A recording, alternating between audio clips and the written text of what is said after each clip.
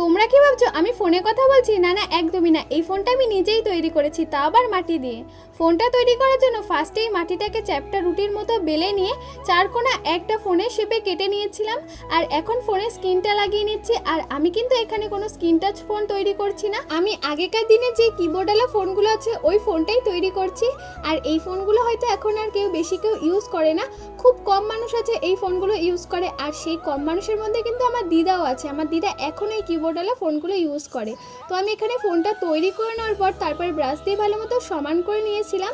তারপরে রোদে শুকানোর জন্য রেখে দিয়েছিলাম। খুব ভালোভাবে শুকিয়ে যাওয়ার পর এখন কালার করছি। প্রথমেই ব্ল্যাক কালার নিয়ে নিচ্ছি। ব্ল্যাক কালার দিয়ে ফোনের পেছনটা আর ফোনের বর্ডারটা কালার করে নিলাম। তারপরে ডিপ ব্লু কালার দিয়ে স্ক্রিনের পাশে আর কিবোর্ডটা তো আমি কালার করে নিয়েছিলাম। এখন কিবোর্ডে 1 2 3 4 এগুলো লিখে নিচ্ছিলাম। আর স্ক্রিনের ওপরে আমি নোকিয়া লিখে নিয়েছিলাম, কারণ এই ফোনটা আমি নোকিয়া ফোনই তৈরি করেছিলাম।